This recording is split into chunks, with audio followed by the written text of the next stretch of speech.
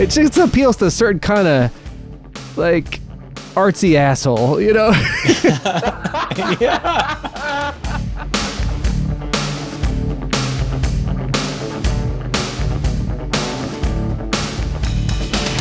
Poor communication, a little bit of hubris, and he was kind of just a jerk, you know, when he didn't need to be.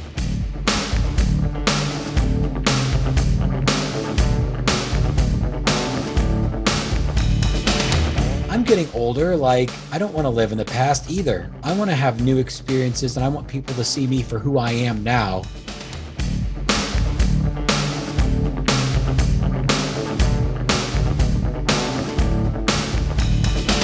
I see Val as Iceman or whatever. I'm just like, fuck you. But now I see that and I'm like, still fuck you. But also, I want to give him a hug. Yeah. That's what struck me the most, is that it is a contrast in privilege while dealing with Hollywood.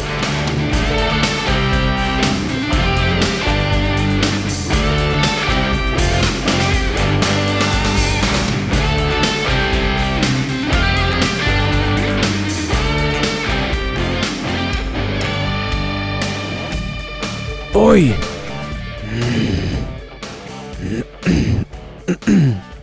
I mean, greetings. Dave here, dressed as Rory Kent for Halloween 2021. Let me put my glasses back on. To welcome you to Long Walk, Short Drink, episode 96. Like 1996. The year that gave us Wes Craven's postmodern horror film classic, Scream.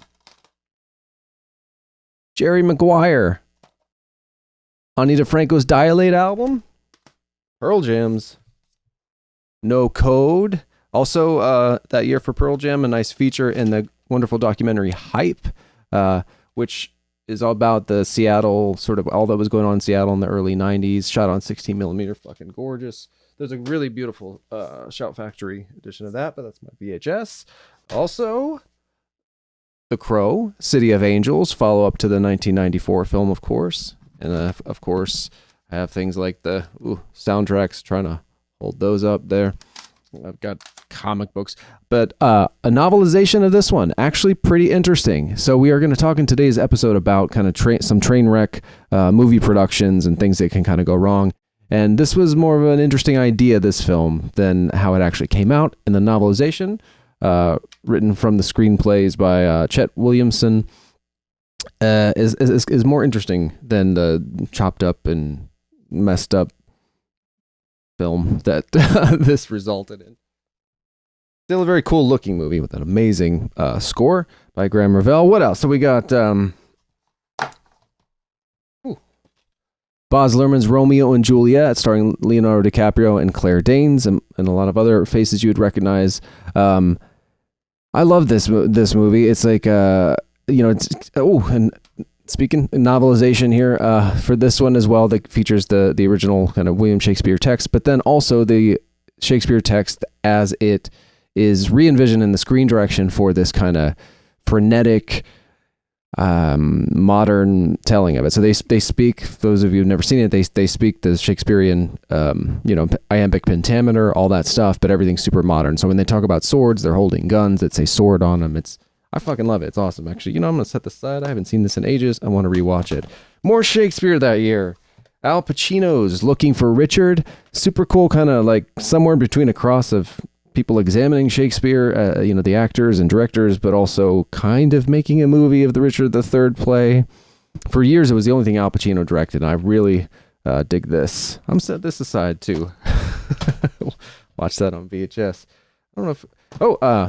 And Hamlet, Kenneth Branagh's Hamlet came out, big year for Shakespeare retellings. For some reason, I only have this one as like Academy Award screeners. I can't fucking hold this stuff up. I'm not at the Academy, obviously, and I don't know how I came across these tapes. Probably some used bookstore type of thing.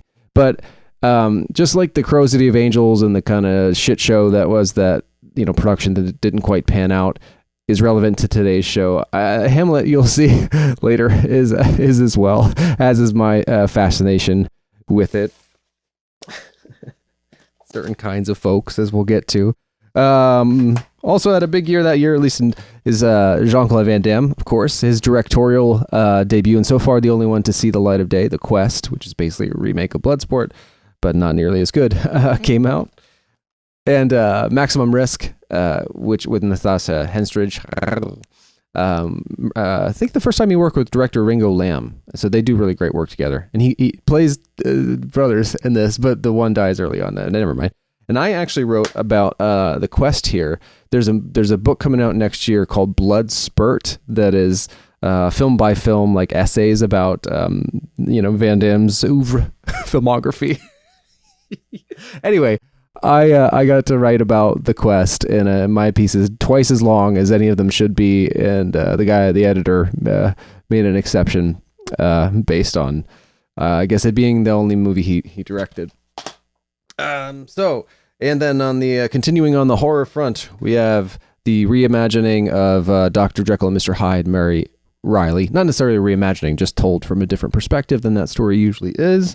That being from The Maid, here played by Julie Roberts, and starring as Jekyll and Hyde, Mr. John Malkovich. Very cool movie, very dark but very good. And so following the Bram Stoker's Dracula, Mary Shelley's Frankenstein, the Coppola Dracula, the Branagh Frankenstein, is following that kind of lineage. And then I guess Count Wolf, Michael Nichols' film with Jack Nicholson and Michelle Pfeiffer, is kind of the modern Wolfman. Now we got your modern mid-90s Dr. Jekyll and Mr. Hyde, and then the remake of Island of Lost Souls, The Island of Dr. Moreau, which we will be coming back to quite a bit in this episode. But of course, we're not really talking about any of those things specifically, other than Moreau a bit.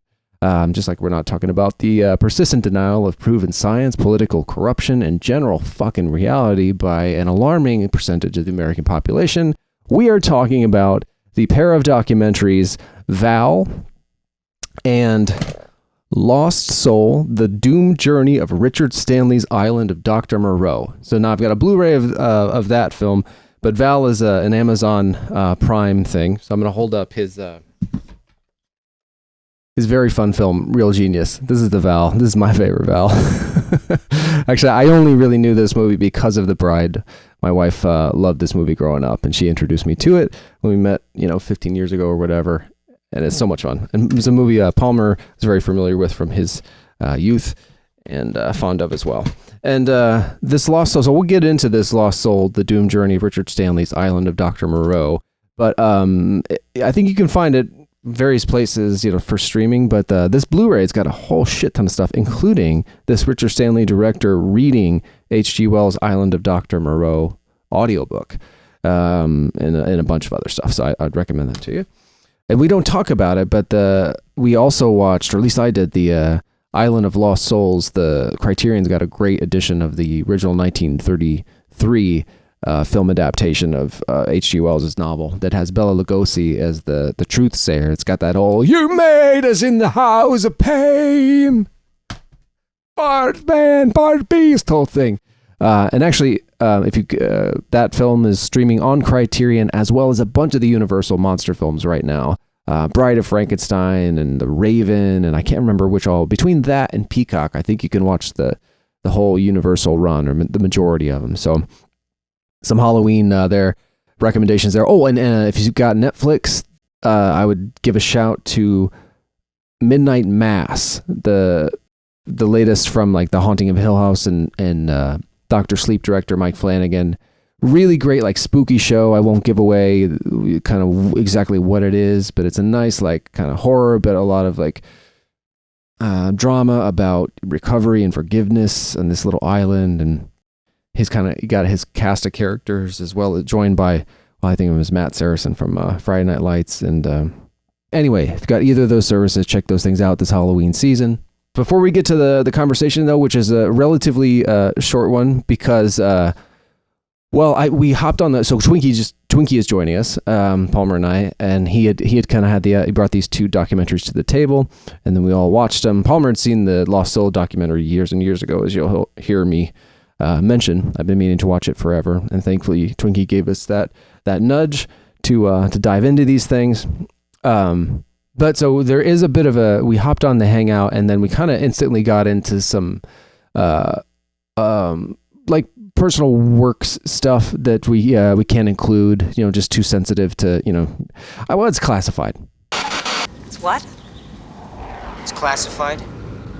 I could tell you, but then I'd have to kill you. Well, not really classified, but we can't, there's certain things we can't share. So there's a little bit of a jump there, and I think it jumps to like a joke about, working on the Death Star, and then we get into it. But I can't imagine people come to this making it like, oh my God, it's only like less than 2 hours, I'm out. They're probably like, oh, thank God. But anyway, so that's what we're in store for. And then after the show, if you stick around for the Dreaming Out Loud archive outro segment, it's going to be from 1996, this short film, very short film I made called Prison Cell of Circumstance that I'm having so many second thoughts about sharing. But, we give Mr. Kilmer a good bit of grief about being, as I also self-identify and bring up a certain kind of artsy asshole. And it just so happens that in 1996, the year that kind of corresponds with this episode number, I made this my most kind of angsty, artsy example of that type of pretentious assholery in this Prison Cell of Circumstance thing. So it survives in the short film, and then in this like, I don't know, like paper mache-ish scan. So it was a multimedia project that I did as an independent study in high school, and so I think what I ended up doing was I made this short film inspired by all this kind of Crow-inspired, depressing, angsty teenage poetry that's in these. Oh my God! Just to give you an example of I'm not going to read the poetry, my God, but on the inscription you can see in the video. Jesus Christ. It says, "Here on these pages lies my heart, bled onto the leaves of a $7 book." And then I sign it. Oh, the horror. But anyway, so, and again, why am I sharing this? I'm not sure. I think to some extent it's just so that I've been meaning to kind of restore this short film, and this will give me the excuse to, or the push that I need to do so. But anyway, so Mr. Robart let me do this independent project they're in Rittman, Ohio in the mid 90s. And so I took the camera that I'd been filming The Crow with our buddy Jackson, and kind of tried to film imagery inspired by this poetry I was writing, and just general kind of visual collage. And then like I'm in it. Jesus Christ. In these little flashes of tormented youth. Jeez. And but anyway, so then I put it in this old black and white TV set and had the video play on a loop, and then inspired by the title, we kind of created like a cardboard box around it that was covered in paper mache of the poetry with bars on the front, and it won some sort of small assholery arts award in Wayne County.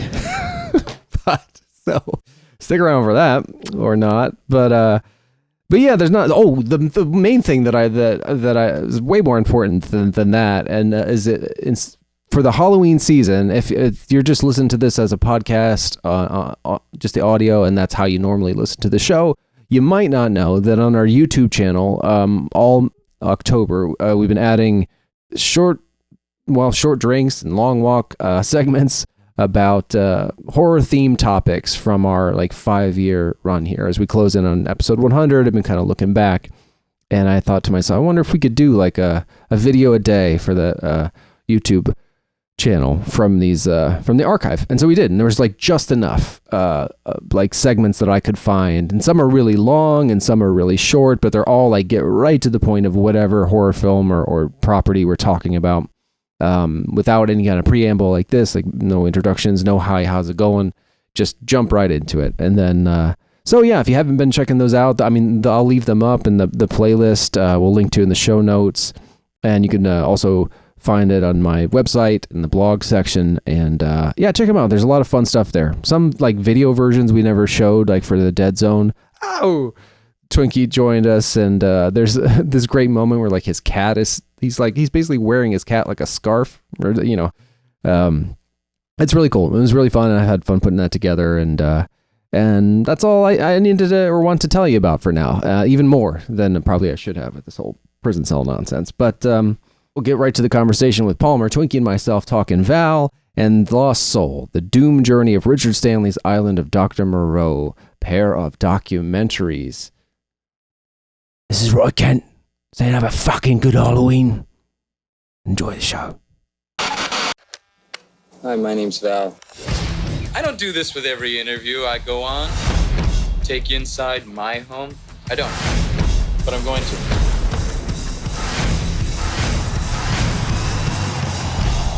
My name is Val Kilmer. I'm an actor. I've lived a magical life, and I've captured quite a bit of it. Push the button. I was the first guy I knew to own a video camera. Here we are, filming ourselves. Is that a video rolling, yeah. Oh, that's really cool, Val. I have thousands of hours of videotapes and film reels that I've shot throughout my life and career. Shut the video camera off. I will keep it on until we're rehearsing. Oh, damn. I was recently diagnosed with throat cancer. I'm still recovering, and it is difficult to talk and to be understood. But I want to tell my story more than ever. I spent decades finding my voice. I was a perfectly normal person. Through characters. I gave you about 4 takes with some different voices. Through movies. One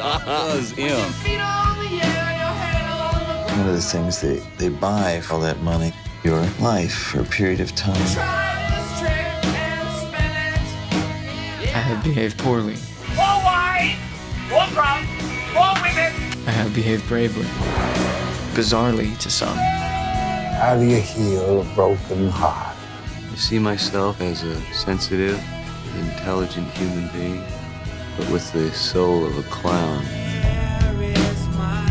5, 2, 6, the world, I don't want to survive. It's a story about my life that is also not my life.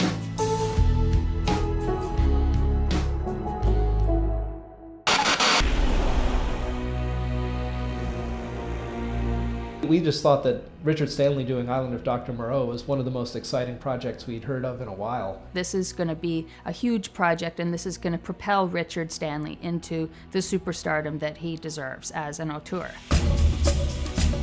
It was a script we were extremely confident in, that we thought would be some sort of milestone in the genre. New Line tried in different ways to contain the material. I wasn't particularly enthusiastic about the project, frankly. There was some lunatic movie that's known as one of the worst films ever made.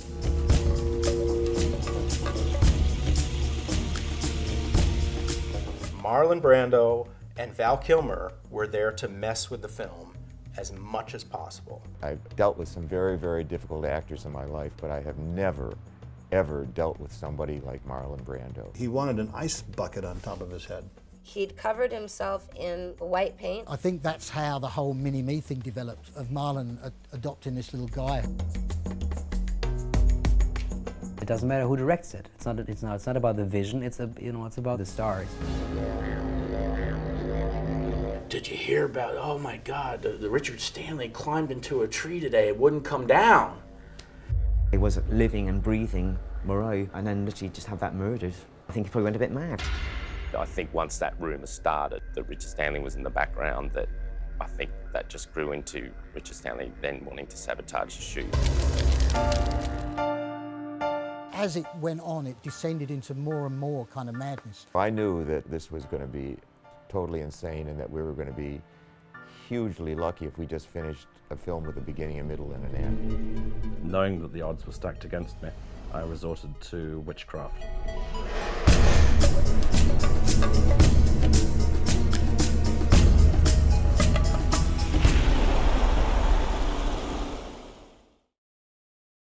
Look at all that hair. Look at handsome, boyish even. October 11th, it all goes away. It's just been scheduling and, well, just Sort of. I don't have children, so I feel like that's a really big difference. Are such a bastard, Twinkie. You look exactly like you fucking did when we went to fucking high school. Like, I watched the cabin trailer that Dave sent out, and I'm just like, motherfucking Twinkie, man. Like, dude looks exactly the same. That's very kind of you. I feel that way sometimes, but I never feel that way. Jesus. Man, you bring that up. I'm really proud of all those kids. I thought about that when Dave sent that out. I really am. Yeah. How so? Yeah, I mean, I think so. I just love that's such a sweet adjective, and I'm just like, I don't know. Hopefully, I'm proud of myself some days. Or yeah. Well, I don't know. I mean, I don't know. We probably all have things we'd like to change along the way and whatnot, but given everything else, and I mean, life is just fucking hard, and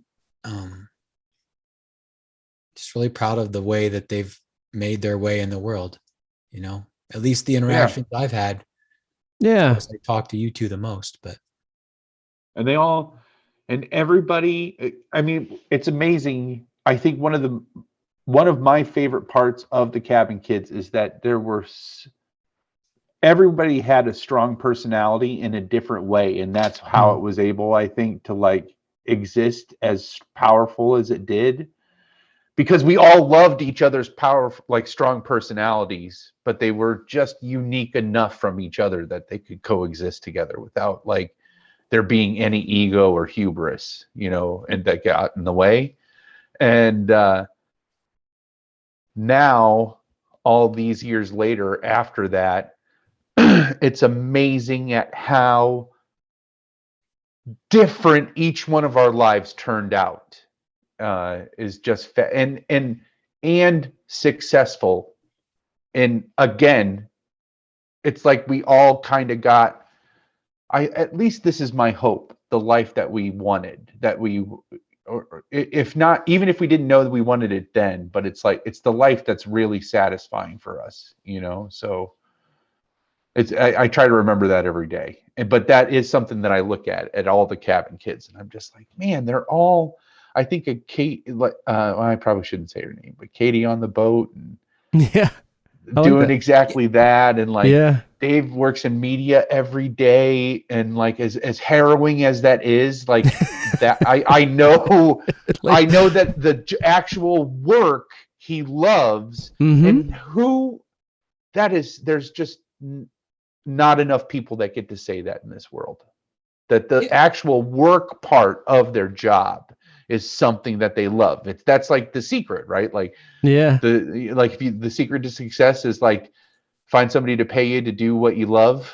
My God. It's so funny that it came up. I just want to mention that is so relevant for what seems like it may not be to what some things I wrote down about what we watched for today. But I'm sorry to interrupt your thought.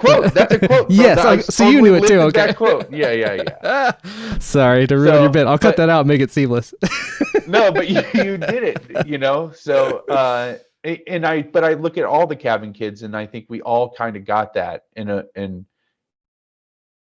a certain way, Yeah, and I mean, that doesn't, not to call him out specifically, but Bauman, for example, we wouldn't necessarily find anything in common with him, or I wouldn't necessarily find a lot in common with him, but I know that he's pursuing with great passion something that he values tremendously. And the 99% part of me that maybe doesn't 100%, doesn't like that, or whatever the words I'm trying to say there's that 1% that still admires that and can appreciate it at that level. So yep. I had to step back, and Dave sent that, which, by the way, thank you very much. And I've watched it multiple times, just to kind of come to terms with some of that. Yeah, it's really good. Oh, such a great, your smile is just like lifting, Twinkie. It's like uplifting to see. Yeah, you are disarmingly handsome, and it's upsetting us all. I need to get on this podcast more often. I enjoy being with you all so much, and then you shower me with all of these things, and I feel like I don't know how to respond. Let me embarrass you just a little bit more, because my wife is always like, "Oh, Twinkie's on, huh?" I was like, "All right, relax." She says a little more about all that I like, which of course she does to bother me or to antagonize me. But I think she's also serious. Oh, that's hilarious. Oh goodness. Well, my wife has made multiple threats about if I don't get my hair cut. You know, things may go south in the bedroom. Oh, so we gotta man. But not in the good way. No. Yeah. Right. I mean, I love to take trips south of the border. No, I'm with you. You know, so I'm good. I like that. Yeah. But no. We're all, we all like different things. I get it. So yeah, I want the hair to stay. It's doing something for me. Yeah, it's like you McGregor with a beard. I still like the mohawk look, the mohawk phase of Twinkie. That was I fantastic. So Holly does as well. Yeah. Well, before we get too far ahead, I'm participating in alcohol today. If All anybody right. else is, I understand. I don't know what day it is for Palmer, but the reason I'm kind of late is I went big. Whoa! Wow! Howler. I got a growler. Blue Moon, of course, is a national beer, but we have, because it started in Colorado in Coors Field and then was purchased by Coors, I think, later. But they actually have a brewery where they brew a small batch stuff. And so you can go, and it's not just Blue Moon, it's any range of things. And I have two, these are only 32 ounce growlers. So it's a way we can justify buying multiples. And Wednesdays, it's half off pours. So it's like free. That's like fantastic. free beer. Yeah. So that's fresh? This is fresh. Yep. One of the reasons I was running a little behind running the errands and stopped there. And it's a light sky, which is kind of their like reduced calorie thing, but it's a tropical wheat beer. Nice. And it sounded good, and I'm going with it. All right. Awesome. So, that's exciting. I'm not sure Dave, how what much you of it got? I'm going to go with. But. I am. I got surly as I often do. I go to this one store that sells singles. Usually on the day or day before, to just see what they have, and they've had that a lot recently, and nothing else sounds better to me. So I always seem to gravitate towards that. Pretty standard fare for me. But what about you, sir? Yeah, Palmer, what's on the agenda? I've been drinking. Ash and I have been drinking these all summer. Oh, they're man, that looks great. so. Narragansett, which is normally like it's a cheaper beer I would say in the vein of like PBR, and stuff like that. So, but they teamed up with some local. It must be a local orchard near them, or some. I don't know, but it's a mango. It's a shandy. They have a lemon one, and then they have this mango passion fruit one.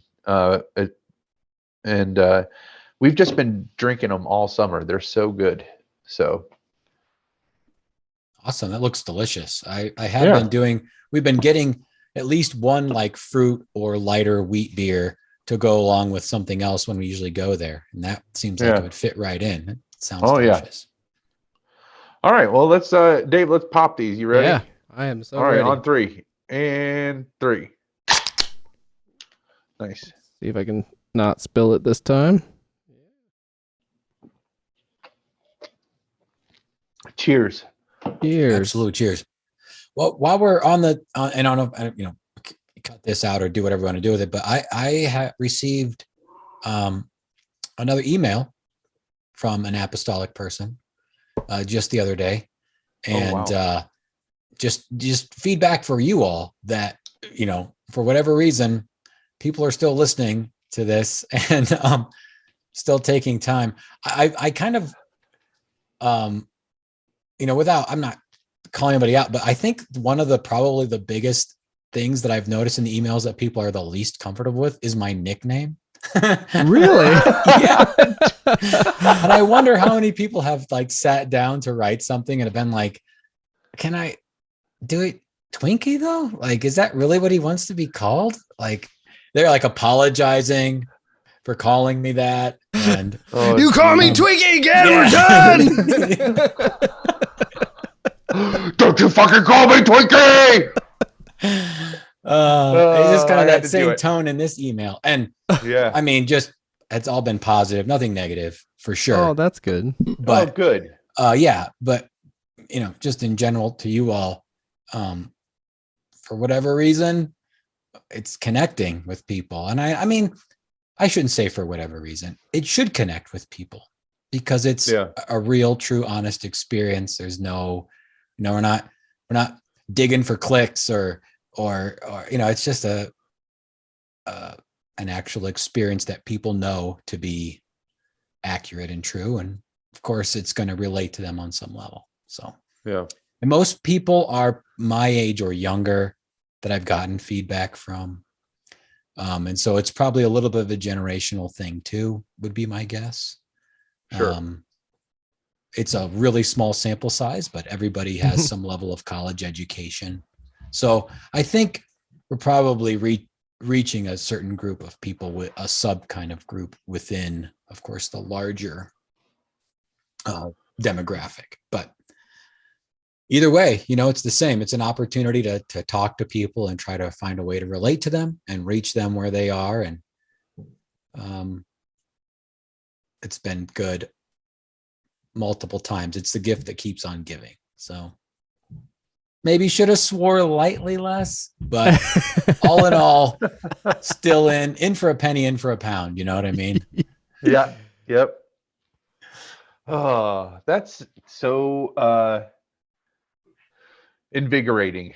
Yeah. For sure. Yeah. Soon. Well, you guys are not gonna be. Soon we're gonna have to take it on the road, right? We're gonna have to do LWSD live shows at like apostolic meetings.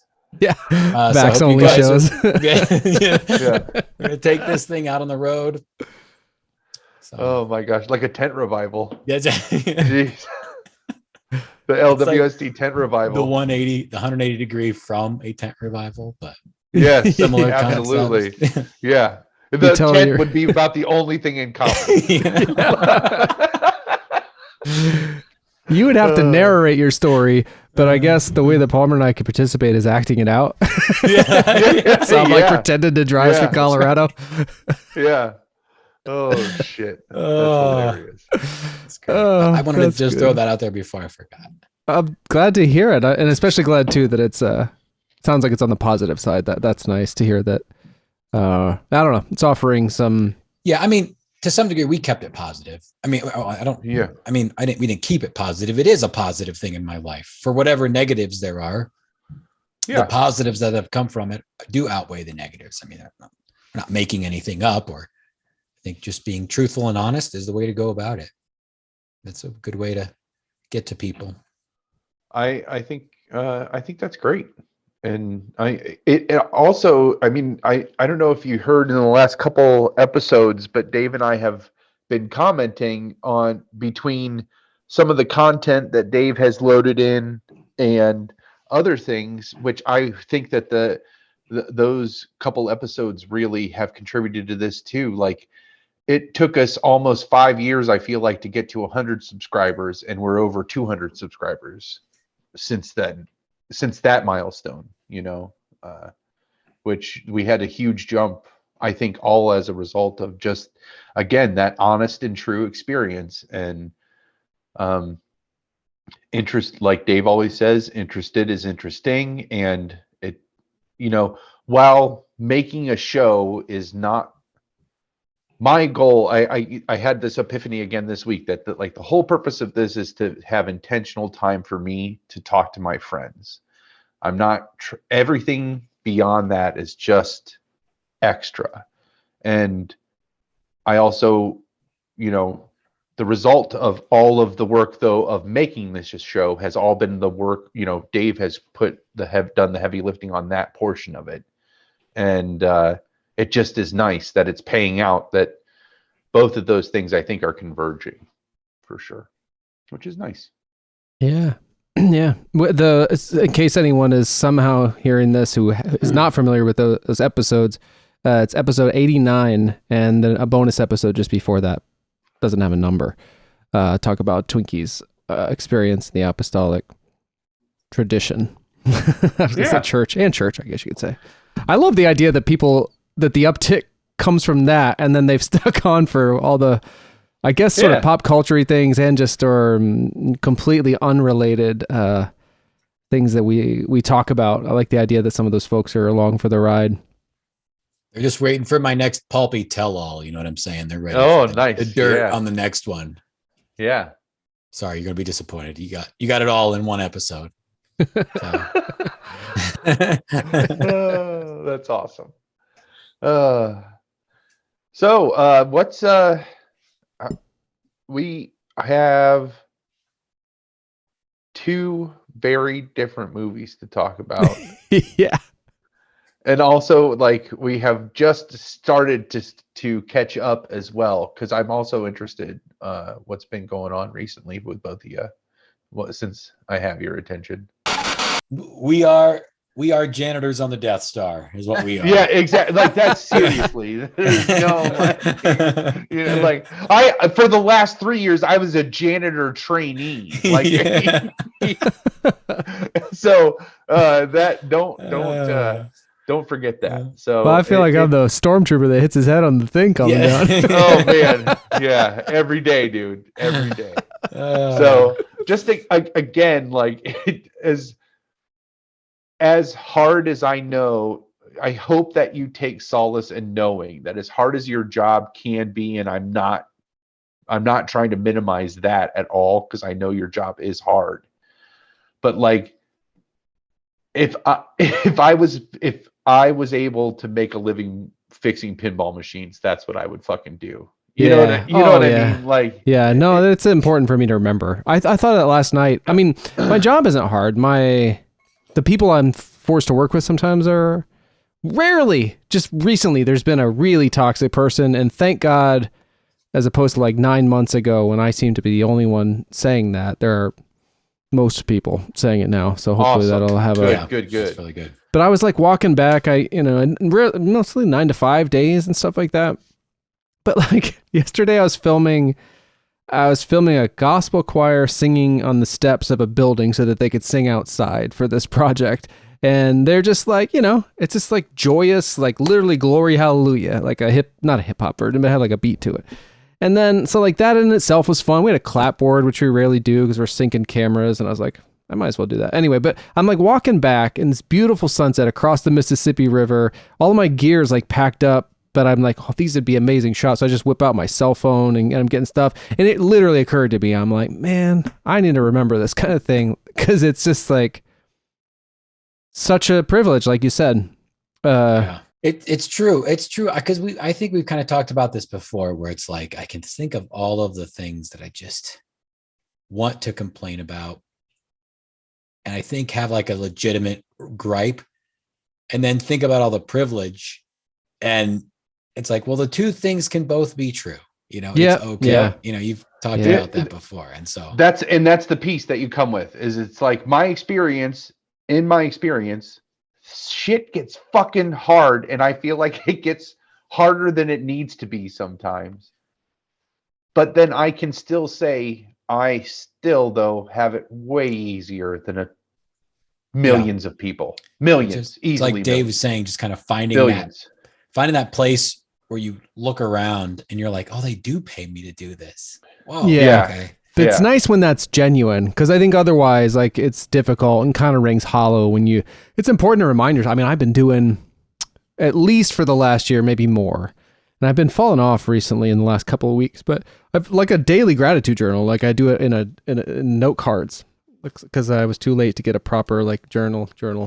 But like, here's this. And every like thing on these cards is like, I'm grateful today for the time in the morning that I got to whatever, down to whatever happens. Like, even I try to do it about difficult things, to find the gratitude in it. And that's good. And I think it has shifted my perspective and all of that. But I think that's that delicate balance for me of like trying to not suppress things that need to be let out by being like, I should be fine. There should be no problem here. There should be no problem. It's such a delicate thing. Yeah. Especially when you just don't have any sort of like training on it, or nobody equipped me. Yeah. Right. Yeah. To have this emotional intelligence. Yeah.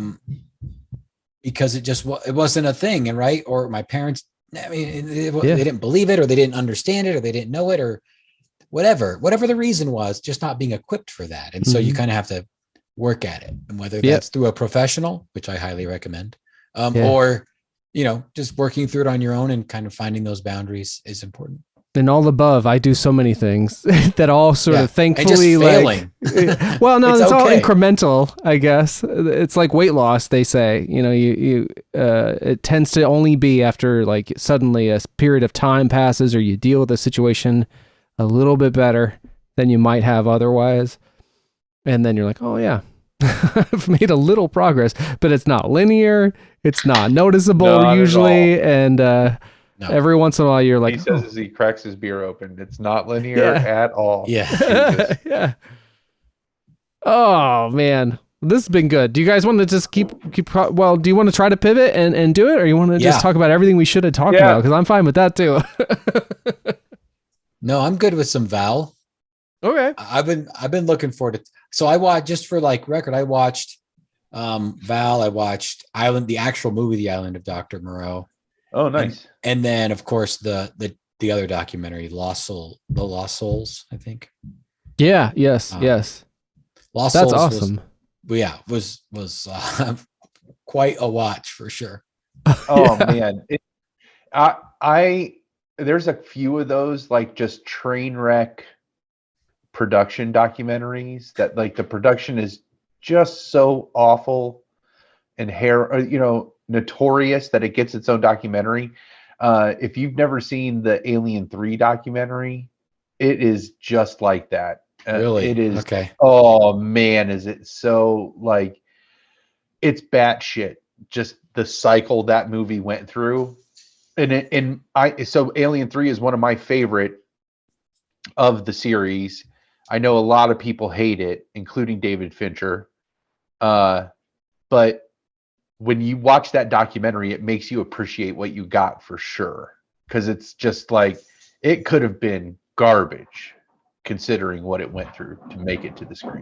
So I do remember like hearing about Waterworld, right? Like, it's just a terrible production and environmental stuff with like storms, but also Kevin Costner is a piece of shit or what. I don't know. I forget, all the rumors that swirled around that movie, and you kind of hear these things in Hollywood, but so you get a chance like this to hear people talk about their experiences. It's really it's very illuminating. Oh yeah, absolutely. And I just think it's because the movie is Lost Soul. Dave, what's the guy's name? Like James Richard Stanley.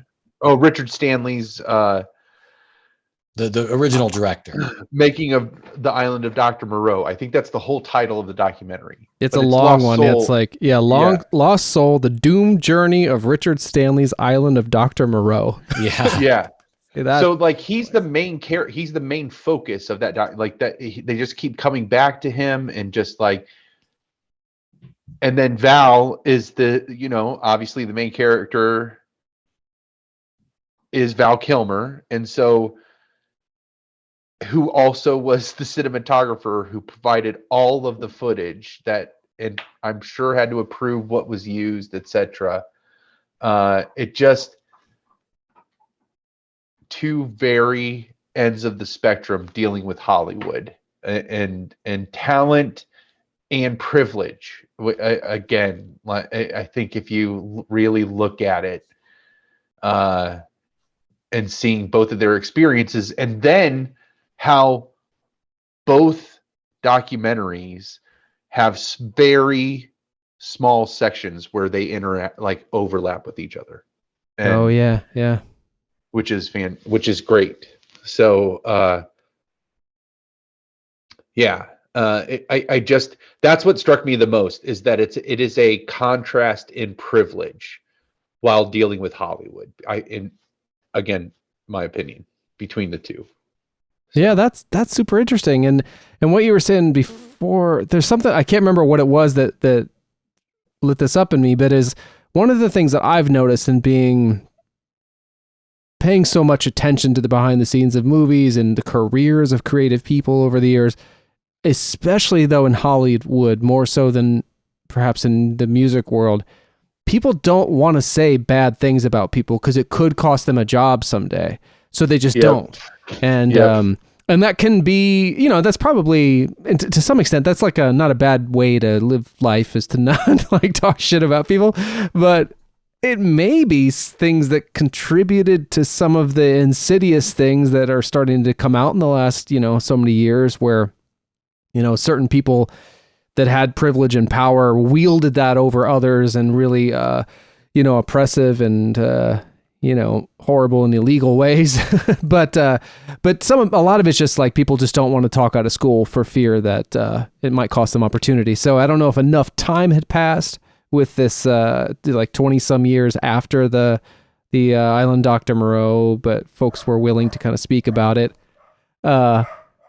There's a couple other, I'll throw them out just because the Alien 3 one, I hope I can find a way to watch that without, I bought an Alien box set one time, like on the cheap, and it didn't have it. It wasn't a proper box set, and it didn't have it, and I can't see noted it. I also want to see if I can find it. Yeah. Because I love these type of things. The two, so there's one other like true train wreck one that I am not familiar with that I know of, I haven't watched yet, and it is the documentary about Superman Lives. The documentary is called The Death of Superman Lives, What Happened? And it came out in 2015, and it's about Kevin Smith Superman, right? Yeah, it's the one that Kevin Smith helped write, and that Nicolas Cage was going to star in, and Tim Burton directed. Or was going to direct. And mostly what survives is like some makeup tests with Nicolas Cage with long hair. Oh man. That might have to. Now, I did purchase some sort of weird digital package. This might be in our future. I'll just say that, because like, what is more Long Walk Short Drink than Kevin Smith and Nick Cage? But so I haven't seen it yet, but it came out in 2015, and I do have it on some hard drive somewhere. It hasn't really gotten the proper release, but and then of course I'd heard about this Lost Soul documentary, but the two like they're not, the films weren't train wrecks, but the documentaries are similar. So it's, I have them by me. So it's Hearts of Darkness, A Filmmaker's Apocalypse. I got the laser disc here that one came to mind as I was talking. I was like, Heart of Darkness is another one. Oh, and this one is one of my favorite movies ever, and it's not the making of Apocalypse. It's kind of the making of Apocalypse Now, but it's so much more than that. And I cannot recommend it enough. I think it eventually came out in 1991. Actually, Gene Siskel says the best film of 1991, The Magic and the Madness of Making Apocalypse Now. But anyway, so this is like a hallmark of this type of thing, except for it's not documenting a train wreck. It's documenting a masterpiece. And, but the making of it is as nuts as what we're going to talk about. Yeah. And then the other sort of one that I would throw out, Burden of Dreams, it's about the making of Fitzcarraldo, which is a Werner Herzog movie about a man, Klaus Kinski, who was a maniac in real life. Great documentary by him that Herzog eventually made, called My Best Fiend. Ooh, that's good. Kinski's a madman. Anyway, but in the movie, like, the guy's trying to bring opera to the jungle and tries to drag a ship over a mountain, and they do it for real. And then there's a lot of crazy stuff, and in a lot of ways, Burden of Dreams is the template for Hearts of Darkness. It's just not, it's the making of a foreign language film. It doesn't have movie stars that we would be so familiar with, so it's not maybe as exciting, but I definitely recommend folks that are fans of this kind of thing to seek it out. That's another making of a masterpiece, but Jesus Christ, Hearts of Darkness.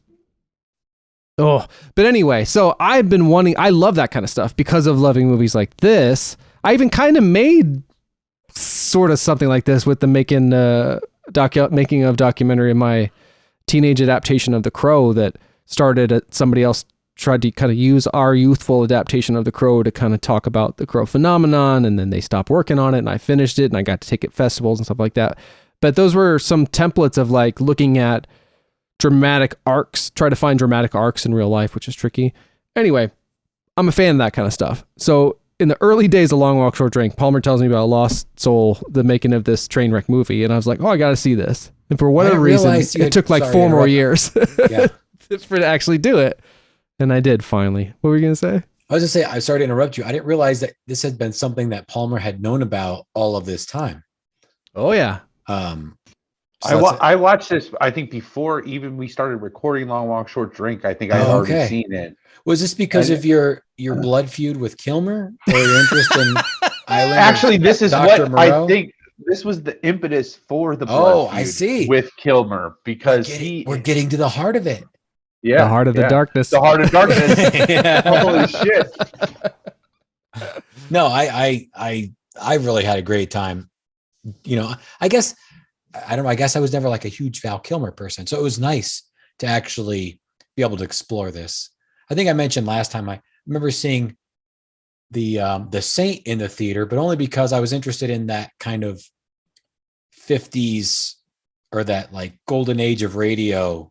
The Saint and the Alec Baldwin was in a movie called The Shadow a little earlier, and so I was interested in the genre. I wasn't really interested in Kilmer, so these were really great experiences to be able to see him talk about his past and explore that, and to see him through his lens, how he views himself through his lens.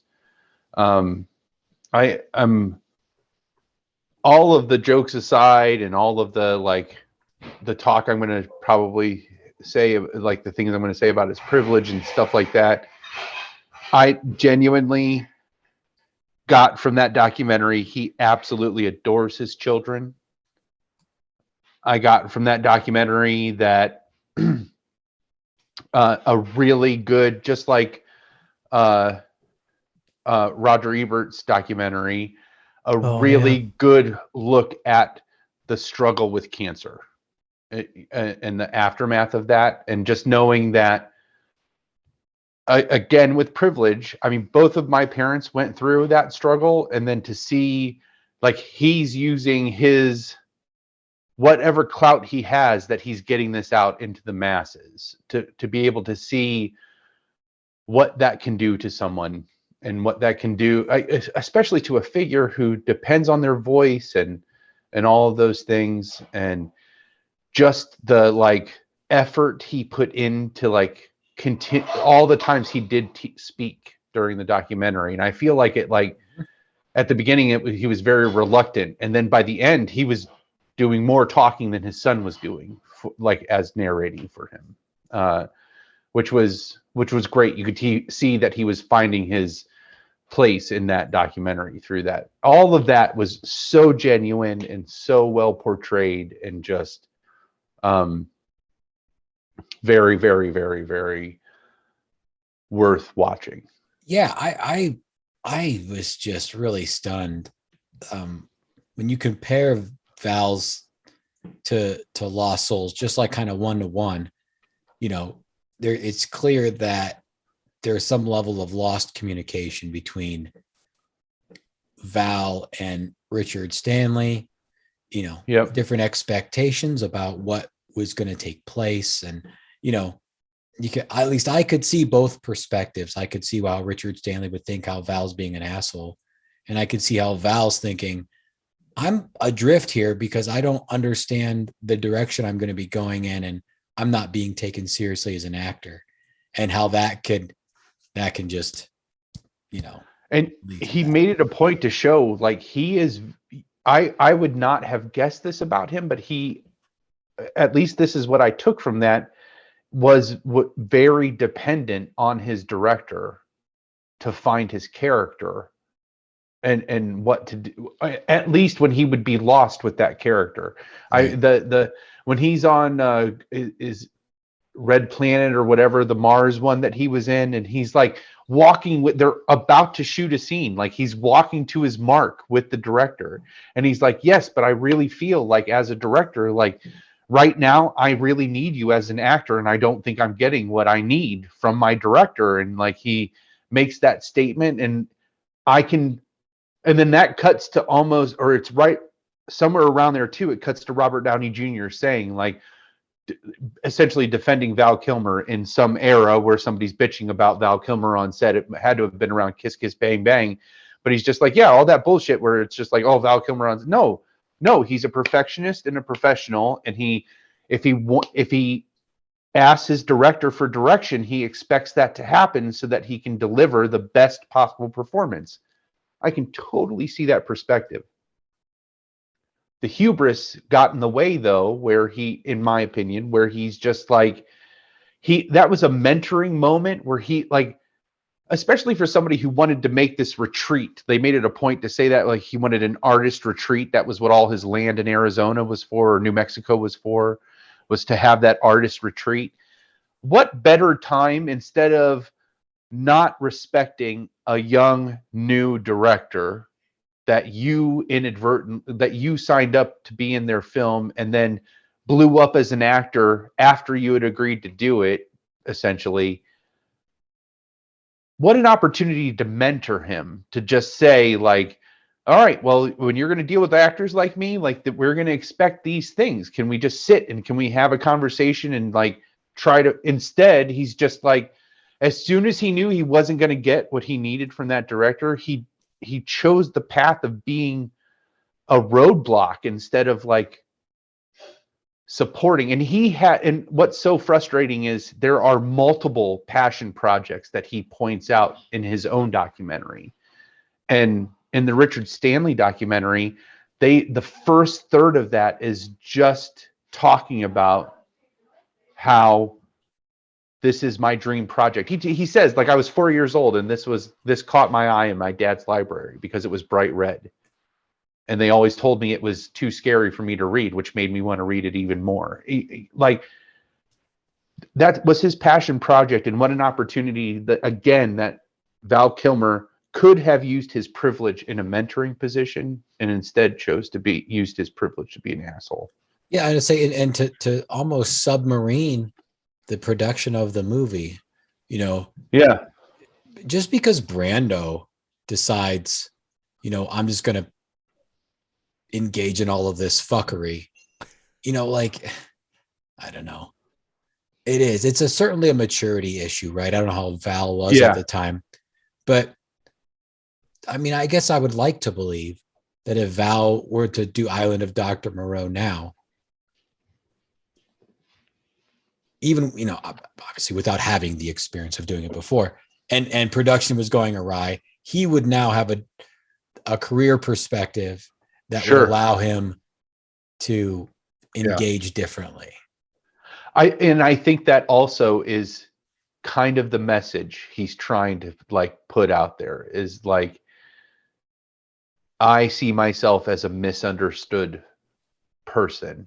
And just because I talk about his privilege doesn't mean he doesn't acknowledge it at times. I mean, he talks about how, like, his dad was in prime real estate for him to be in Hollywood, and he's like, gets accepted to Juilliard, and, like, is this beautiful young white male that, like, is doing commercials and all those things prior to that, and then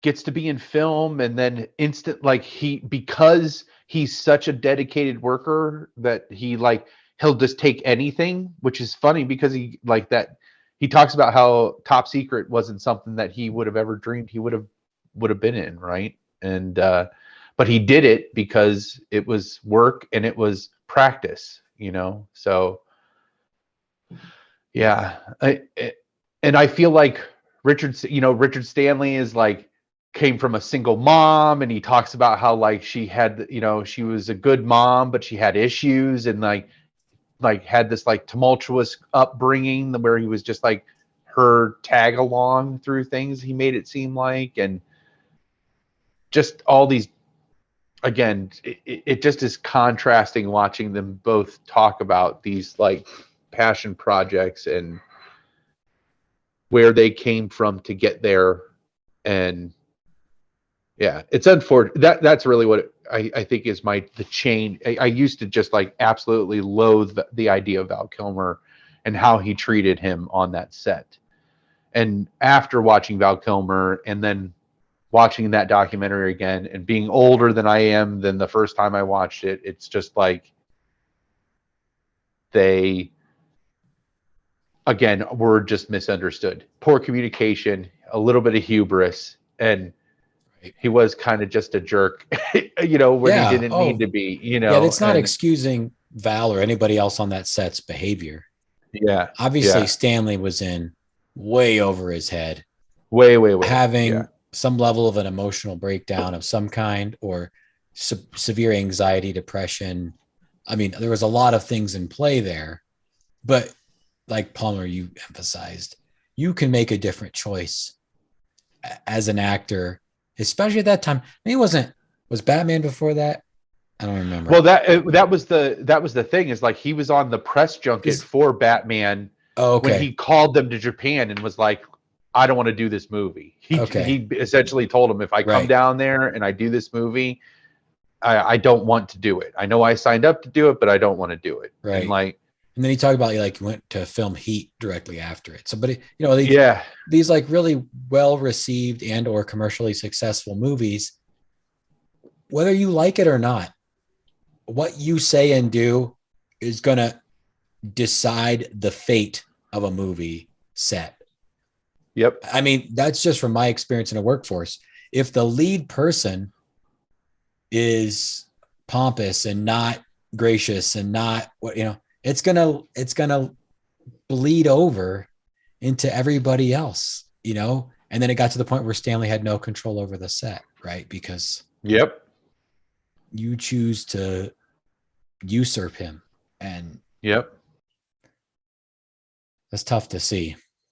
I agree with you. He was in over his head, and maybe even Val helping more than hindering might not have made the difference. It might have still been destined to fail.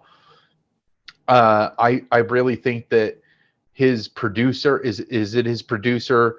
He's like kind of the chubbier guy with glasses, but he says at the end, he's like, I think if Richard would have gotten to make his like $8 million version of Island of Dr. Moreau, he would have finished it. It would have been fine. It would have, he would have been satisfied. We would have still made a profit, but instead it just became this beast that he was not prepared to control, Yeah. Especially when you get personalities like Marlon. Yeah. Yeah.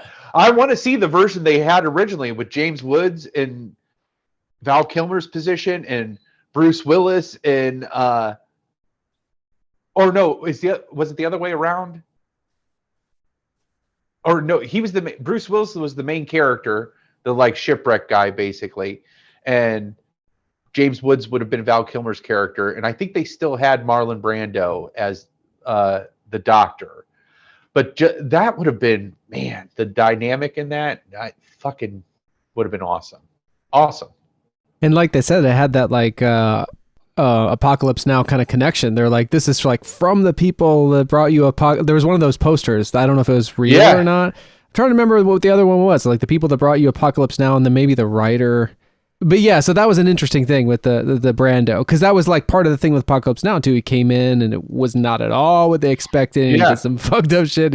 He was fat, and his head was shaved, and he wasn't remembering lines. He refused to come to the set. All of that stuff, but that turned out well. But yeah.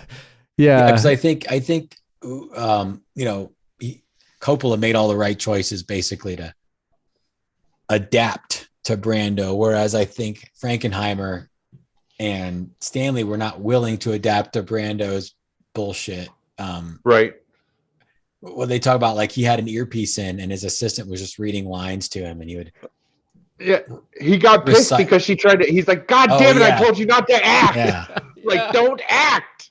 There are so many things that I'd like to verify. Like they talked about like how they think Mini-Me came from this movie. I can see that. Yeah. The timeline totally is see not that, bad. but I'd love to hear like where that is that true? Well, so the South Park thing is definite. They're riffing on that. The South Park one is a definite, but the Mini-Me thing, I don't know. It almost has to be, right? Yeah.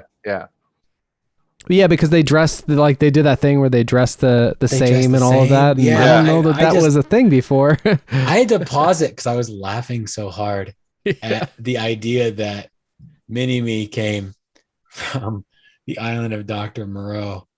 Yeah. Oh, that's good stuff. Yeah, absolutely. And you watched recently then the actual island of Dr. Moreau, right? Yeah.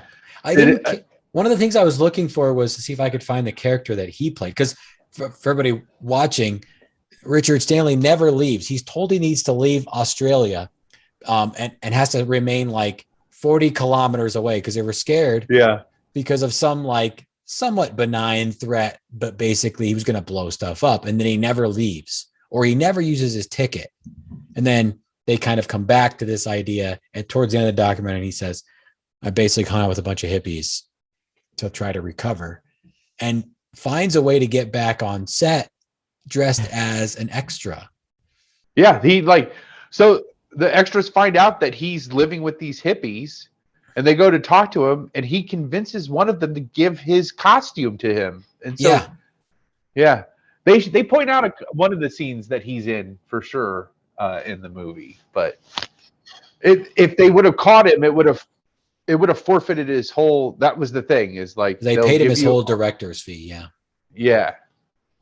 No, that shit is hilarious. That shit. Man. And it was that thing where they found him, right? Like those because the people were there for so much longer than they expected, and all of the beast people playing beast people were just having a blast. And, it's like an orgy, yeah. And so some of the crew people, like there was the one guy, he got fired for something, right? And then he got rehired in a different department, and that guy, was he the guy that found Stanley? Like he was just off campus one day, wherever it was that they were, and then they saw something. Like, I'm probably romanticizing this, but I feel like this is how it was painted. Like they saw something on the river, and it was like Stanley kind of just living on the land. He was like living on a friend's property, or I don't like that. It does sound like we're making this up completely. I know.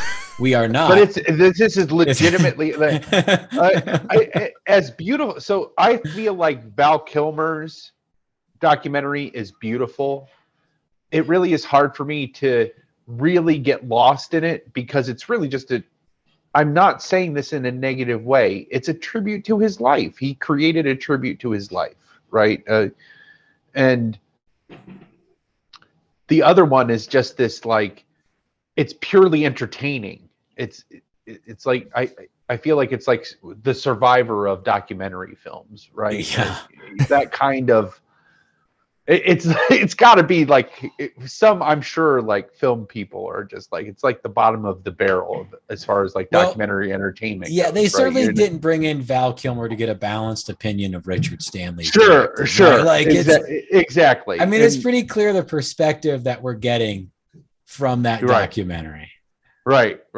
And, I wish they could intermix that footage, though, because when you see the stuff, it must be in the Val documentary, right, where it's the conflicts with Frankenheimer, where he's like, he's like running it to basically document. He would do this a lot, and like the kind of, because he documented so much, he's got like that's not even just storage locker. He has got like a whole facility of like all his archive that they showed us in the documentary. Dave, were you just like salivating? There was I relate to that in ways I can't get into, but I you know what I think it is, because I will just like name it quickly because of the I don't know if irony is the right word, but it's so interesting to me that Val documentary, because it's so much of that footage that I wish could have been integrated in Lost Souls as well. That VHS stuff was, he shot it, I think, without, who knows what he ever intended to do with it, but it was ultimately like finished by these two other guys, Ting Poo and Leo Scott. So it was like Val had filmed all this stuff. So I don't know if he like found these people and wanted them to make this documentary, or if they wanted to make it and he got really involved and gave them all the stuff and all this. So there were some other people ultimately shaping all this. But I think what's so interesting about it, like Palmer says, is it's so, it can be like, here's the best way I think I can get at it. We got, I don't know, 20 minutes in, I'm watching it with the bride, and she just goes, it's like when he's doing Hamlet or trying to do Hamlet in drama school. She's like, I don't think I need this in my life. And she didn't finish it. Yeah. Because I think she just can't take it. She can't deal with that. And at the same time, she's married to someone who understands that kind of pretension and whatever so well. Like, I never did Hamlet, but I was very interested in it, and I know it better than I should. It just appeals to a certain kind of like artsy asshole, you know? And so I recognized so much of that in it, but I also understood this kind of like, I don't know, I related to a lot. And I think I've been working on this piece that's like, I really put it on the shelf that I'm kind of working towards, because I realized it was about the whole thing. It was about, for me, the whole kind of creative impulse and the thread through my life and these documentary projects that people have started about my creative endeavors that they didn't finish, that I've picked up, and this bizarre, idiosyncratic practice. But anyway, I think what could potentially be interesting about what I'm working on for other people is that I am unknown, and that they might see themselves in it because everybody knows somebody like me in their life that is like creative in this way and feels the need to be sort of seen and heard, but anyway, so I think that's kind of maybe what's relatable about what I'm doing, what may be interesting someday about it to others, beyond what it's revealing to me about myself over the years. But I think the thing with Val, it's like, it's really only interesting because he is so well known. Like, that's the thing. It's like the shock of like seeing baby Sean Penn and Kevin Bacon and those people in the dressing room. Mooning like, the camera. I can't believe they like flash. And then they're like, that's going to be worth a lot of money someday. Is that what they say? Yeah, like, I forgot that. Yeah. And so it's like, so I've related it to it in that way of where it was like, oh wow, this is like something so similar. Anyway, I don't have the vault that he has, but what I was getting at with that footage is that could be so interesting is, when he would roll it, like whether it was like divorce type stuff with his wife to document things to kind of defend himself, or the stuff on the set with Frankenheimer or even Brando, and he's like pushing him on the swing and stuff. It would have been so interesting to see those perspectives. And I felt like they could live in the Island of All Lost Souls, like no problem. And I think maybe if that had been a few years later, that would happen. Like, I feel like if Lost Souls happened after Val, maybe they would include it, but maybe in, what was that, 2015 or 13 when that was finished? Yeah, 14, I guess it came out. Okay. Somewhere around there. You never know with these sort of independent things, but he might not have been quite so far in his sort of, what do you call it? It's like this sort of trajectory towards humility. You know, when people say that thing like, oh, I'm so humbled by this, it really bothers me because it's like, no, you're not. You're like honored. You're flattered when you say that. To be humbled is, in my estimation, at least as I understand it, is like what happens to Val Kilmer. Like, he's like on top of the world and then he's not. And then you see from that this perspective that he gets, that where he's kind of saying like, yeah, it's kind of an asshole sometimes or whatever. And I'm like trying to do it a little better. He doesn't say it in so many words, but kinda. And that type of like genuine humility is so fucking rare in our and in public figures these days, that it's like, it engenders kind of, at least in me, like it engendered a kind of, I don't know, it's like disarming. Sympathy is not the right word. I was just like, whatever sort of like, I see Val as Iceman or whatever. I'm just like, fuck you. But now I see that and I'm like, still fuck you. But also I want to give him a hug. And I think part of that comes from him owning the fact that he's like, I've done all this. And it's like, I wouldn't necessarily do anything differently now, even though I made mistakes, because I've discovered these things along the way and an appreciation of what I have. So I don't know. So it's like, I would love, this is a weird roundabout way of saying like how much I would also then like to see him just allowing himself to be shown in these unflattering ways by like also contributing his footage to that other documentary and like melding the two. It's that thing from Cobra Kai where Ali says, it's like, you got your version of the truth and you got yours, and probably it's somewhere in the middle. These are and that's the thing with documentaries too. It's so, you got to pick a perspective when you're putting them together. And some people really insert themselves like a Michael Moore type thing. But like, you know, just like you were saying, Palmer, like it feels like, movie. Like you got something that people want to watch. If it was just 3 or 4 hours of just a camera in a room watching a movie get made, nobody would fucking watch that documentary. You have to pull a story out of it. At the end of the day, you're still making entertainment, even in a documentary. Yeah. So you have to pull a story out of that. And And fucking conflict is one of the easy, like, I'm sure there was hours of the making of the Island of Dr. Moreau that would have been that balanced perspective. But showing that conflict, especially when the title is like Richard whatever's like doomed vision of the Island of Dr. Moreau, like that, they're very upfront with what, again, like Twinkie said, with what perspective we're going to see there, right? And just like Val, you know, I was going to say, you're never a villain in your own story, right? And so, like, exactly, you're never going to, just like you talk about the Hamlet and the camera and like the brooding and all that. Yeah. The scene where he's talking about how depressing it is that he has to go peddle his life, basically. That was by far the most challenging scene for me. Yeah. You mean when in his later life where he's kind of trading on his old fame? Yeah, like it's after the Tombstone. Movie. Yeah, he's at the Tombstone.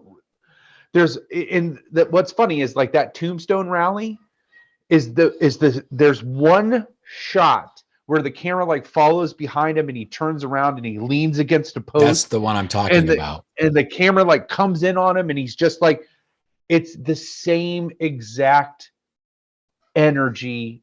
If you were to superimpose those Hamlet shots and that shot together, it's the same thing. So is he fucking acting? Is he really depressed? Like, again, he is whether or not those other guys are the directors or whatever of the movie, like, he is dictating what we are seeing. The same way we're seeing, that guy is dictating what we're seeing about the making of Island of Dr. Moreau. Absolutely. It's a lot easier to portray himself as a victim, and it's a lot easier for Val Kilmer to not portray himself as an asshole, right? Like, yeah, right? Like, just like him recording that thing with his wife over the kids. How many conversations did they have about the kids that he didn't fucking record, where he doesn't know the camera's there, so I have to make sure I say everything exactly how I'm supposed to say it. And maybe that's why the camera's there. Maybe he talked like 18 times before then and just lost his shit. But now he's using it for this documentary to see like see how like I'm trying to be. It just, and again, is this idea of it's a position of privilege. You're in a position of privilege if you're getting to call all the shots on the documentary. You know, it's kind of like the victor gets to write history. Mm-hmm. You're deciding what people get to see and hear about you. I would be so interested to know the relationship, or like to know what I don't know that we will, because that kind of transparency I don't think we'll get. But I would so love to know like what that was like. Did he get approval? Was it important? There was a contractual that he couldn't? But you bring up a great insight when you say that thing about like him leaning on the post, because even if he signed a contract that said he could have no input on like how the edit is or whatever, and he gives them all the access to whatever, he still has that whole career of knowing that like you can dictate certain things by only giving certain things as an actor. Exactly. You know? Yeah. And he's a good fucking actor. I'm not going to deny that either. He's a brilliant fucking actor. And again, I am so grateful for his portrayal of his cancer. I am so grateful. Regardless of what the motivation is, it is a very, very vulnerable portrayal of himself. Like all of the like prior stock footage aside, the current time of Val Kilmer's life, all of that footage is very vulnerable. And intimate, the interaction with his kids, the with his mom, where they're going to have his mom cremate, like all of that shit. Yeah, and his like ex-wife is there, and he's wearing her jewelry, and you think back to all the times he was putting on that gaudy like turquoise. Yeah, and you're like, what is this? Yes, what the fuck? Yeah. And just like, come on, are you in the turquoise stage of your life, Val Kilmer? Come on, like. And then you know why it is, and so like all of that stuff was just. But again, very entertaining. Like I'm tearing up thinking about some of that shit. Oh right? yeah, Like, and all the it's stuff just with like, his brother, like that and that all carried of that. on, and you would see in the Yep. background. I never knew anything about. Yep. And how much he looked like his brother. Like the Oh my God, yeah. I could not tell which one was him when they kept Right. showing all three. Like it. Oh, and then the stuff with his dad, how his dad just wasn't the same after that, and like, Mhm. and so, yeah, the dad thing is a really good. It's like he didn't learn from that lesson because his dad used his power and influence to like get the boys from the mom, and then like he wasn't. He said his dad blamed himself for his brother's death, and he was never the same after his brother's death, and it's like. He continued to use his power and influence as becoming this up and budding actor to like bully on the set basically. And like, he never learned from that. And just like all the, and because my whole take on it is it's like, I'm really happy for you that you have this, like you said, humbling experience. It's unfortunate that it took getting throat fucking cancer for you to have that experience. Like, and at the end of the day, you still were an asshole for all those other times. It doesn't like make, like Twinkie said, you're not excusing any of that behavior. And I feel like there's an attempt for that where it's really easy to be cynical and say he's only being upfront with his cancer to try to like gain sympathy for all this reputation he had built for himself. You know, and I try not to be cynical like that because it is a beautiful film. Beauty and super entertaining. It's like Bread and Circus was the other documentary. And then Val Kilmer's was just this like beautifully put together one that just was a joy to watch. Yeah, just hearing his son narrate it. And yeah, there's a lot of like really. The scene when he... And they have a setup and then a payoff where he sets up where he's talking to his daughter and he's like, all right, I'm going to come pick you up. Oh, and like you realize they live in a duplex with beside each other. But then later so then you've found how he lost the love of his life. He didn't get to like get custody of his kids and his like he had to give up his dream of like having a retreat for actors and artists, and then it comes full circle and it shows like he's still in the times of need, he still has all of his family around him. And that scene when like his daughter goes into her house and he turns around to close his door and he's just like he like touches his heart. But again, like he's a fucking great actor. He knows how to fucking like toy with your. So is it genuine or is it acting? That's so interesting. He has that like studio. He gets that studio where all those artists are like. Yeah, which I recognize one of those guys. There were in the background. I'm like, that's really? fucking Hamlet on trial. That's one of my favorite. Like he's like this one man band. That was well, here you go. It's like my little like pretentious dickhead world would cross with theirs. And I'm like, oh, I know that guy. Yeah. That's but anyway, I would have been right there. I'd have been at that show. Yeah. But it's like. It comes full circle because it shows like all these things he pursued in life and then feels like he lost, he still has them. Like like when push comes to shove, even if his ex-wife went with him to like go cremate his mom. Right. Yeah. And, like, I was surprised because the bride knows these things. She knows like who was married to who in the 80s. It's very surprising to me about her. Yep. Yeah. Wow. That's awesome. Yeah. What was her name? I do not. already forgot. Wally was her last name or something. Joanne something, I think.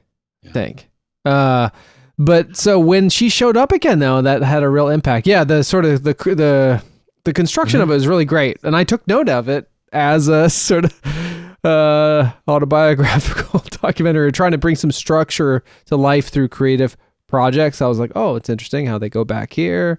How they kind of help create some dramatic arcs in real life, which is so scattershot and not, concise or linear. How did it? So I know we're fast to lose you here, Twinkie. So I want to make sure to touch on. I guess there's two things I want to know primarily. One is like, what drew you to this, and kind of what were your takeaways, Twinkie? And then I also want to know from Palmer is like how watching this documentary kind of affected. And I think you've said it, but maybe can kind of come back to like, after all this is how I'm feeling about that guy. But I'm curious. I'm not sure if you've gotten into it. At least not enough for my satisfaction, Twinkie. Like what drew you to these to kind of bring them to the table so that now I could dive into this documentary about Island of Lost Souls that I've been wanting to watch forever. And anyway, it's been really fun. I'm glad you brought it up, but I'm just kind of curious, like what was that impetus and what it was like then to kind of spend the time delving into it and talking about it with us. Yeah. So, I mean, I guess I didn't really have like I wasn't like a big Val Kilmer fan, right? I've never seen Batman Forever, or at least all of it. My first Batman was the Nolan Batmans. He just never, I mean, I work in the aviation field and everybody talks about Top Gun, and I don't know, like Top Gun is fine, but it's just, whoa. Just be careful. I'm dancing on a line. This is a long-standing thing. If we were ever going to have a shirt in the early days, it was going to be "Don't talk shit about Top Gun." Yeah, I get it. I'll steal myself, but I felt like I should say that. Yeah, I'm dancing the line. Personal preference, of course. Top Gun 2, of course, coming out in November. But I don't know. I mean, obviously his performance as Morrison, and then I really liked the movie The Saint, and I saw him in things, but he was never like, oh, a Val Kilmer movie is coming out, let me go see Val Kilmer in a movie. He wasn't one of those actors for me. And that's certainly not a slight against him. He could care less about my opinion of him, but for whatever reason, he just didn't engage me or didn't appeal to me. Or maybe it was the roles that he got or chose. I don't know. Anyway, all of that being said, it was nice to be able to come to this somewhat like independent really of that sort of passion, right? When I'm watching a documentary about Blade Runner, I already have all these pre-existing ideas and feelings and knowledge and hope and passion. I don't really have that about Val Kilmer, right? I don't have strong feelings like Palmer does. But then you get to watch this movie about him and realize that, guess what? Val Kilmer's a person. And we've already talked about, he can decide as an actor what he does or doesn't want to do. But even just seeing him in the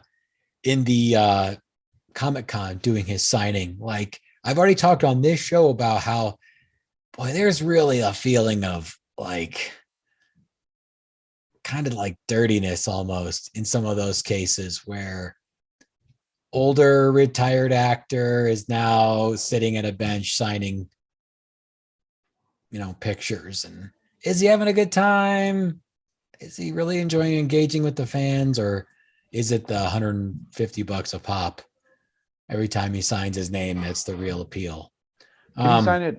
You'll always be my wingman. Yeah, right. Like that montage is just, and then the fact that he's got to like throws up in a fucking trash can and then like rallies and comes back, and like thankfully like that, like one of the first guys is like, thank you so much for coming back. Like it is nice that they showed how it's not all those like greasy people. Are the guys really going to just go sell that on eBay? Probably, right. So it was really just nice to have an insight of him, especially after the Lost Souls documentary, which, I mean, I wouldn't describe it as a hit piece, but it was, it was a little, I mean, for what I would say about Val, in that he didn't go after anybody in this. Like we talked about him maybe defending himself against his ex-wife a little bit, or some of the other things there that he did to defend himself. The Lost Souls one kind of veered into, let's take some shots at people every once in a while. Which, 100%. And again, it's like the survive. It's like, there is definitely two different, like, genres of documentary Yeah. at play here, right? Mhm. Like, which is it's difficult to try to compare them to each other from that aspect, for sure. Yeah, I mean- because they just the Yeah, hit and to piece thing is defend- so accurate. And to defend the Lost Souls, Val doesn't have to defend himself about Island of Dr. Moreau, right? Because he has all this other stable of work that he can point to. Richard Stanley, other than the Nick Cage movie that he made in 2019, hasn't been back in Hollywood since then. Right. He does have to defend himself. He does have to say, that isn't me. I was treated unfairly. I did have to deal with these actors who made a decision to submarine my production after we didn't get along, or we didn't see eye to eye, or I wasn't giving them what they needed. Or he does have to defend himself because he doesn't have anything else to point to say, no, but I did do all of these things that are really good. That's so interesting. Yeah, like it impacts his livelihood. I hadn't thought of that. That's very cool. I mean, very interesting. Maybe not cool. Yeah, right. Yeah. But so I guess I do understand that he's in a little bit of a different position, that he has to defend himself, rather than Val can just have it as a, 4 or 5 minutes in the documentary, and then let's show me on the red. Let's show me on the red carpet at Top Gun, right? Like, okay, yeah. You can do that. You can move on. And Island of Dr. Moreau is a footnote, kind of a weird experience, a bad nightmare, whatever. But it didn't change it, He uses the first director as the segue to get to his conflict with the replacement director, pretty much. He's right. Like I was filming the Island of Dr. Moreau, and the first director just was a good guy, but went over was his a head good guy, or but something. didn't. Says almost exactly that. Like, it was a decent guy enough, but just seemed to be in over his head, so they replaced him. And then it cuts to that conflict with that replacement director. That's all Richard Stanley, like the closest a reference to Richard Stanley the Val Kilmer documentary gets. Well, and so I'll say, though, watching both of those, I didn't really walk away with like a different opinion of Val Kilmer. I just kind of view Val Kilmer like I viewed him before. Yeah. But I didn't have a strong he's more of an asshole than everybody else, or he has more of an ego than anybody else in Hollywood did, But I enjoyed them. I like to believe that I got to see like the real Val Kilmer, whether we did or not. Right. I mean, who knows? But I would like to believe that. I mean, that scene after he's introduced on the stage and then leans against the post and talks about his time, traveling around the country, talking about his past experience. I mean, that resonates. Like, I'm getting older. Like, I don't want to live in the past either. I want to have new experiences, and I want people to see me for who I am now. I would not want people to meet me and then like, hey, Top Gun. Like, no, I'm 60 years old. Like, Top Gun was a long time ago. But did you see my one-man show of Mark Twain, which looked fantastic? Oh, and I wish we would have absolutely. gotten that. So I could definitely see that, where you would be like, but I don't want to live in the past. I want to live in now. Right. So there were parts of it that resonated with me and I connected with, but I don't know if I necessarily, I'm going to go watch every single Val Kilmer movie or anything like that, and I don't mean that. Sorry, Val, if you're listening. You should watch Real Genius and and Top Secret. Top Secret did look like, if that's free on Netflix, I'll definitely fire it up one of these times. Top Secret is so good. Yeah. I love it. And Real Genius is Real Genius is Real fun. Genius or pure Real is it Real Genius or Pure Real Genius? yeah Real Genius. Yeah, that's a bride's favorite movie. Like, there's weird shit in that movie that doesn't even have anything to do with Val Kilmer. Like, can you hammer a 6-inch spike with your penis? Oh no, then you're not for me. Some like girl says. It's just like, it's bizarre. But he's great in it. Like I said, I also watched Island of Dr. Moreau and then started with Tombstone. And like Island of Dr. Moreau, like, for all the shit that you hear about, if you just pile on the shit, right? Like, it's the worst thing ever. It's terrible. It's fine. That's what I've been feeling. I've been watching it like 10 minutes at a time. It's been a little bit of a slog for sure, just the timing that I've been trying, but it's not. They found a way to make it hang together, best I can tell. It's not like great, but it's not like the most like sort of powerful plot, or I'm not going to hand it out and tell everybody, boy, you're really sleeping on Island of Dr. Moreau, or anything like that. But like, just for 2 decades or almost 3 decades now, just getting thumped. I mean, have you pulled up like a movie that Netflix made in the last like 5 years? Like, those aren't like blowing the doors off things. I mean, and it feels like it fits in that category. So I don't know. I would watch Island of Dr. Moreau again. There are scenes that I, enjoyed and thought were fun, but I mean, it's just not like I got to turn this off 10 minutes in because booms are in the way. And, Brando isn't completely mailing it in. Like, there are he's always interesting. He's weird as shit, but that's what it is. You're like, what the fuck is he doing? And like, he's always so compelling with his thing. He's got some method down to this madness of not wanting whoever it is to act in his ear. There's a 5-minute scene where he's confronted by the beasts that are finally rebelling against him. That was absolutely incredible. Yeah. Awesome. I mean, just great. Like, if you need to watch a 5-minute part of the movie, it's great. Is it like that? It's the Bela Lugosi thing where like, you made us in the house of pain, the whole thing, I bet. Oh yeah. They're confronting him. Oh, and that's Ron Perlman that had this like horrible experience with Brando, and Brando's like, what the fuck is this guy doing for the longest time? And then he realizes after like weeks that he's playing it blind, and he changes his whole tune. He's like, oh, you're an actor doing a thing. I respect that. And then they become friends. Yeah. That's the thing I learned from Ron Perlman's autobiography. He was like destroyed by how Brando was treating him. And then you hear all these stories about the people in that movie talking about like, I don't even feel like I was in a movie with Marlon Brando, or like everything. That's the other interesting thing. His double was like standing in for him. Oh, that's right. I forgot about that. I don't notice that stuff watching the movie so far. Hey, what's your name? Norman. You're doing great, Norman. Oh my God. And they said they confronted him, and he's just like, what, it looks like I'm doing it, it works. Like, that's essentially like it was the director's reaction when they called him out on it. He's like, he's got white paint on his face, it works. Yeah. Like, that's his, I know for like, I mean, Frankenheimer did not seem appealing in I guess it's probably the Val documentary.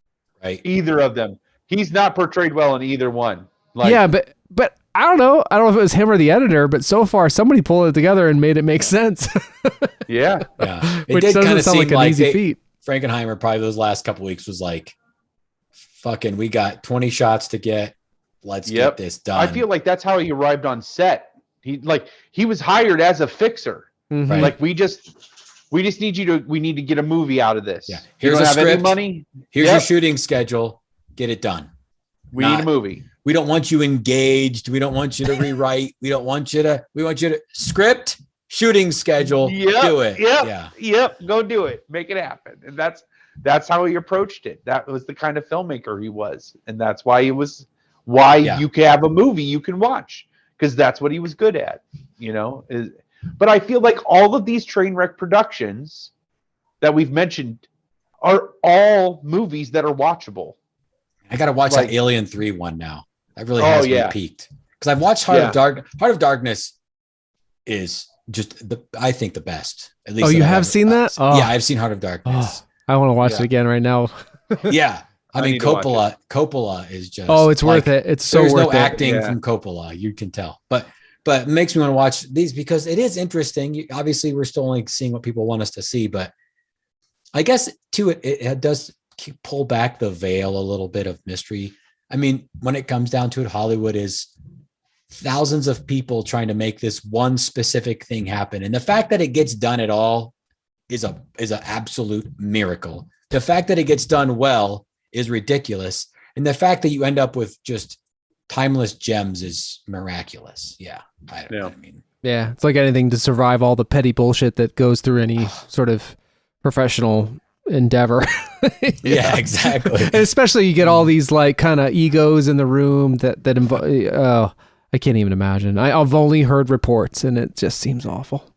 I mean, like, we didn't talk about it. I don't. There's not much to get into it otherwise. But like that thing with like Fairuza Balk is so in for like Richard Stanley. She's like, I'll cut my fucking heart out with this like fork or whatever. He gets driven all the way across Australia.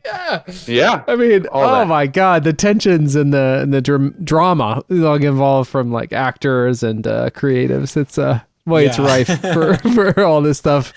So But, Palmer. I mean, oh, sorry. I want to hear what finish Palmer has to say, and then I'll probably have to go here in just a couple of minutes. I'd really have to. Well, we can wrap on this too, because we're over even for Dave and I. So I kind of already said it, I think, when we first talked about this episode, like recording this episode. So for you long walkers that don't know, there's been a running gag on the show that Val Kilmer is my nemesis. And it started with an image. Wait, this is a gag? I didn't know this was a gag. Yeah. There was an image of Val Kilmer. You hadn't heard anything of Val Kilmer. And then there was an image from a con that made its rounds on the internet. And he looked, in hindsight now, after watching the documentary, you realize you haven't seen him for all that time. And I'm going to have to go quick. I'm going to have to wrap this up. Dog needs to walk. Basically, he was dealing with his cancer when that photo came out. I only had the image of the Lost Soul documentary and then the other stories of him being a terror on set. The picture did not mention he had cancer. And so in my head, I was like, all of that like peak, and then this is how you end up looking, like you're like the poster child of Hollywood. And then this is what it's how all of the poster children of Hollywood end up, right?